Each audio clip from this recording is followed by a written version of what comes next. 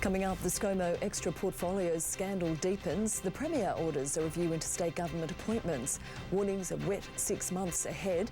And the Integrity Commission examines the Kalyn Ponga video. Details next. Tonight, the SES to partially merge with the Rural Fire Service in the wake of Lismore's flood disaster. Calls for Scott Morrison to resign over his 5 secret ministries. Kalyn Ponga keeps the captaincy as the Knights punish 2 other players.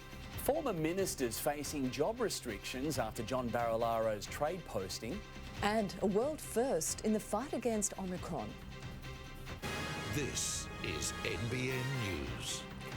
Good evening. How New South Wales responds to natural disasters will be overhauled following a report into the Lismore floods. The state government will adopt all 28 recommendations, while SES volunteers have hit out, claiming they've been unfairly blamed. With their orange overalls soaked through, the work by Lismore's SES was exhausting and thankless. Chris O'Keefe, NBN News. Former Prime Minister Scott Morrison is tonight facing calls to resign from Parliament as revelations about his secret appointments deepen. He has apologised but shifted blame to the pandemic, saying it forced him to take extraordinary measures. In the shadow of the pandemic, Scott Morrison silently built a one-man cabinet. This has been government by deception.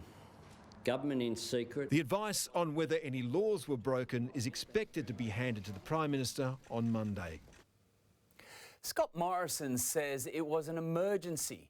But does that argument hold water? More from political editor Chris Ullman. You could make an argument that the Prime Minister should share the health portfolio in a pandemic because the biosecurity law is so draconian it gives the Health Minister the powers of a dictator. It's a bad law. Anthony Albanese says it's inconceivable that there won't be a Royal Commission, so the Prime Minister should call it now. The Knights say it's too early to take the captaincy off Kalyn Ponga after he and a teammate were kicked out of a pub toilet cubicle. The incident is being investigated by the NRL Integrity Unit. The club speaking out today and standing down 2 players over a separate matter. Running onto the training park outside Knights HQ, it looked like business as usual. Jack Howard, NBN News. A Warwick farm man is behind bars tonight, one of 2 charged with supplying prohibited drugs after police dismantled a clandestine lab in Sydney and seized more than $6 million worth of drugs. Police allege they found 45 kilograms of cannabis in a duffel bag during a vehicle stop at Urunga on Saturday. They arrested the 30-year-old driver who faced Coffs Harbour Court today. He'll next face court on August 30. A 2-truck crash caused the Pacific Highway near Grafton to close for several hours this morning, with fruit and household items falling out onto the roadside. The scene has since been cleared and thankfully no one was injured.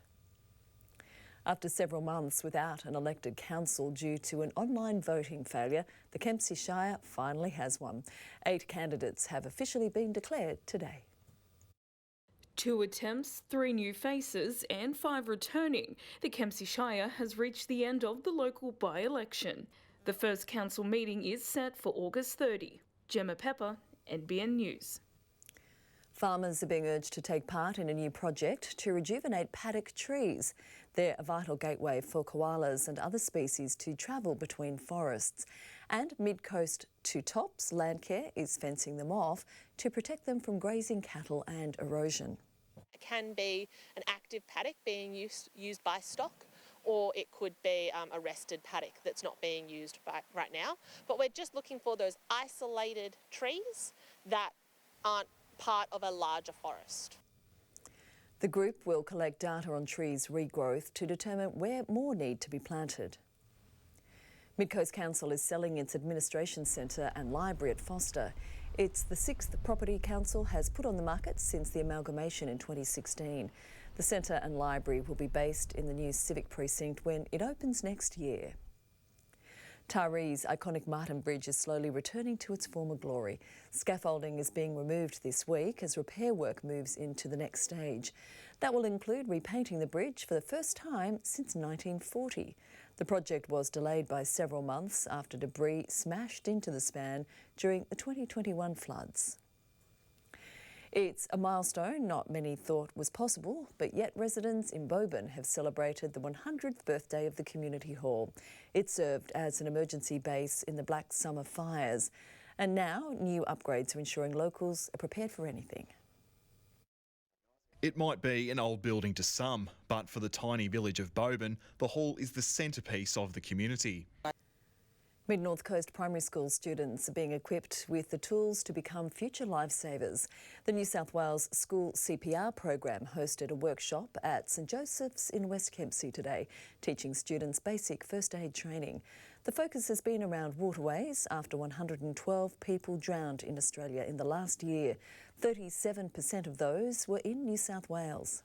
At the end of the session, I don't have any doubt there's not one student that couldn't potentially save lives, and that's the aim of the program, is to take the students to another level. The program will visit Tacking Point Public and Hastings Public tomorrow. We'll meet one of the Gold Coast's tiniest residents, Mavis, a new koala joey, the little one already charming locals with her cheeky personality, her favourite activities, chewing on gum leaves of course, and cuddles with mum. Let's take a quick look at the top temperatures now across our region. Stay with us, more on the weather straight after the break, with Australians told to prepare for another wet 6 months. Also ahead, another US visit sparks more Chinese military drills near Taiwan. And Dominic Perrottet dismisses claims the battle for the grand final is over.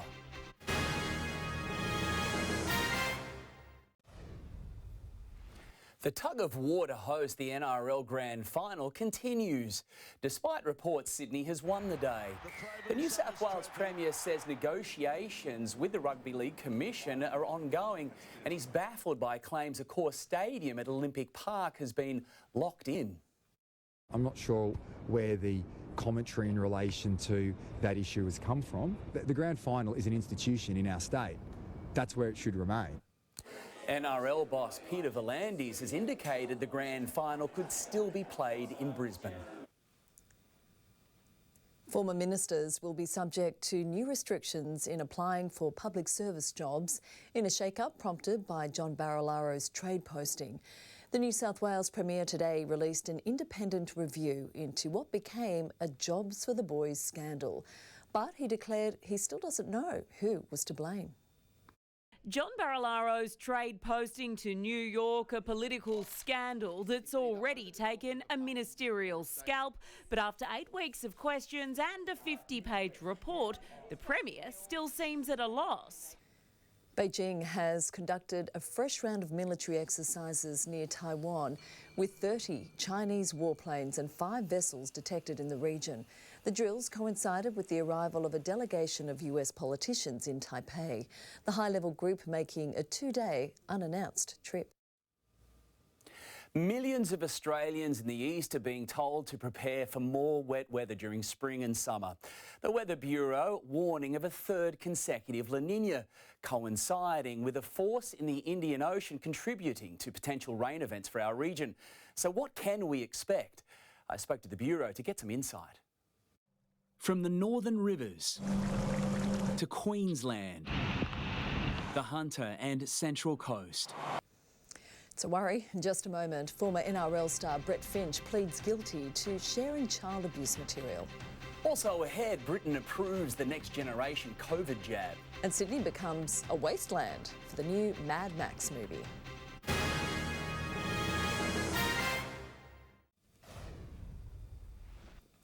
He was an NRL favourite, but tonight, Brett Finch is facing up to 15 years in jail after admitting to sharing fantasies about young boys on a sex hotline.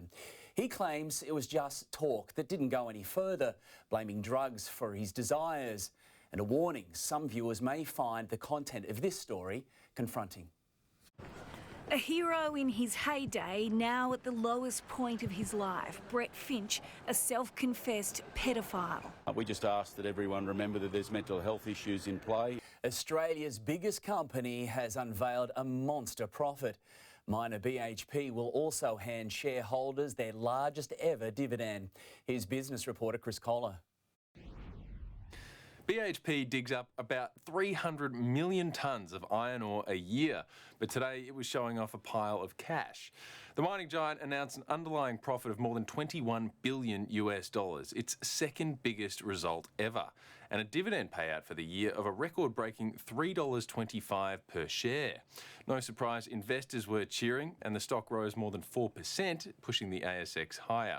Gains from Commonwealth Bank and CSL also helped. And salmon producer Tassal was also in focus.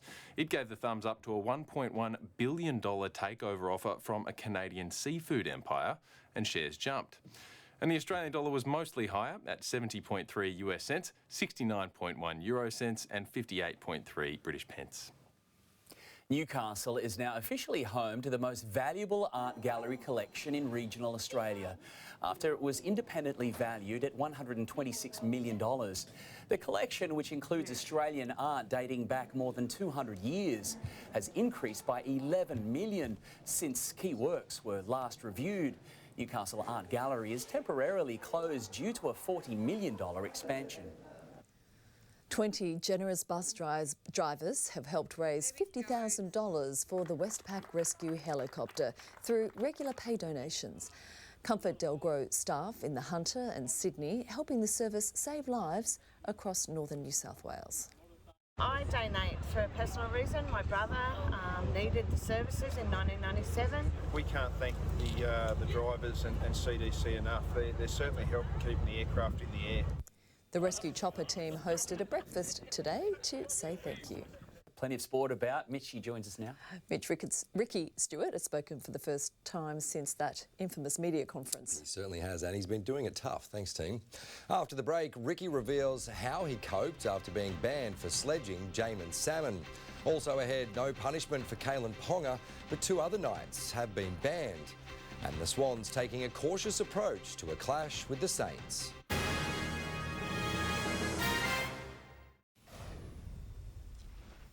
Ricky Stewart is back on the job after serving his 1-match ban for that sledge of Penrith's Jamin salmon.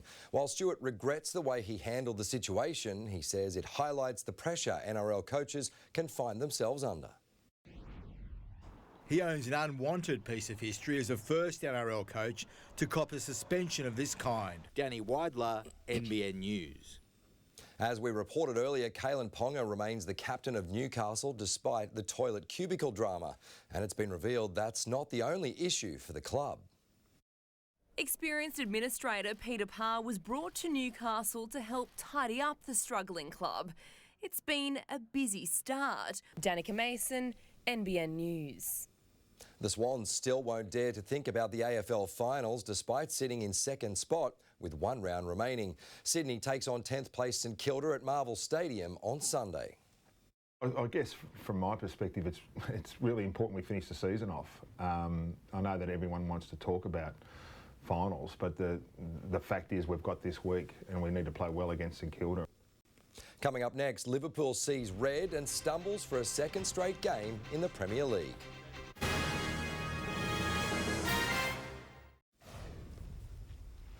A young and energetic Coffs Coast All-Stars will look to topple the Newcastle Jets in an exhibition match at the stadium next week. The Jets arrive in Coffs on Sunday for a week-long pre-season camp. It's an athlete's dream to run onto the same field as players they admire. Britt Ramsey, NBN News. The roar of rally cars will once again echo through the Coffs Coast with some of the best drivers competing for the championship title in the Asia Pacific and Australian rallies. The final round location confirmed today after it was cancelled last year due to COVID. The region's unpredictable and dramatic rally roads attracting elite drivers to our backyard. Team, that's our look at sport. Thank you, Midge. All right, we've got some pretty nice weather on the way. All of your local details headed your way straight after the break.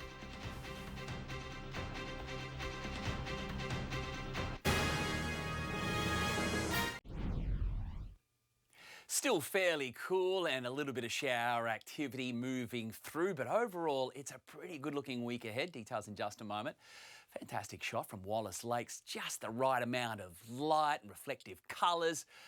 The lake almost seamlessly joining up the clouds if it wasn't for the other side of the lake. Great shot from Robert Stevens. The past 24 hours, the west had quite a warm start to winter, but now they're getting bombarded, front after front coming through, and they're strong, producing some pretty big winter storms. That cold air came through over the southeast, causing isolated showers, and it's been partly cloudy right across northern New South Wales and our local region. You can see a couple of little lightning strikes in there as well, so a little bit of thunder. Quite an unstable sky. All of that instability is going to move through because we've got stable conditions on the way thanks to this large high dominating eastern Australia. So the winds are going to settle down. Still got a southerly influence, light on shores tomorrow, but it is going to become milder, and overall, got a pretty nice week ahead because of that front. That's going to force that front away to the south. So it's only the southwest and the southeast still copping all of the wild conditions. So wet again in Perth, Adelaide, for Melbourne, Hobart as well. Should be fine. Frosty start for the capital.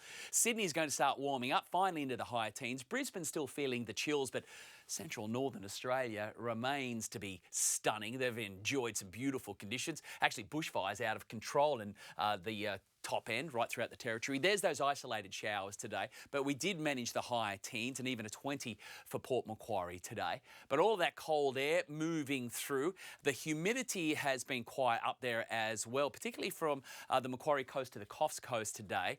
Now tomorrow it's going to be a little bit drier, therefore a little bit colder tomorrow morning, but it's going to be a little bit milder as we progress through the day. So again, you've got the cold westerly winds tomorrow morning, still remaining out of the south overall and trying to switch right around. So that's going to try and keep temperatures down. So again, mostly 19s, 20s, but we're going to see a fine day unfold, and it's going to get warmer and warmer as we progress through the week. But again, expecting frost and that cold air again to sink down the eastern slopes and into the valleys before it warms nicely in the afternoon with sunnier breaks on the way. Swell dropping back again, running at about a metre throughout tomorrow, so smallish conditions with a low tide at 6:15. So we'll be hitting the high just after 12:30 tomorrow. Sun to rise 6:22, down at 5:24 as we take a look ahead. Promised you a good week. Look at that for the Coffs Coast. Low, almost mid-20s on the way. That will be very nice. A little bit cooler for the up-and-coming weekend, but it's going to be a fine weekend. Sunshine out. It is going to be absolutely glorious, but that colder air will move through, but it's going to be drier, so even not much cloud cover expected Saturday and Sunday right across the mid-north coast in Clintarry and the Manning down to Foster, Tuncurry and surrounds. And look at Grafton, almost the mid-20s on the way by Thursday, definitely hitting it on Friday. Let's take a look at the surf for another day. There were some really nice little waves up and down the coast on that right tide, and the winds were favourable, the sun was out, getting a lot more inviting. Now tomorrow, a little bit of leftover swell, probably waist high for most open beaches, and again you should have those cold westerly winds tomorrow morning and then trying to shift around to the south, but hopefully remaining with a bit of west in it as we move through the afternoon. Wow, pretty nice week ahead. Having activity there. Can you believe you've just said that? Amazing. It's not I right. like it. Well, note that one up. Thank you, Gav. That is NBN News for this evening. We have a current affair up next and the late bulletin tonight at 20 to 11. Thanks for your company. Good night.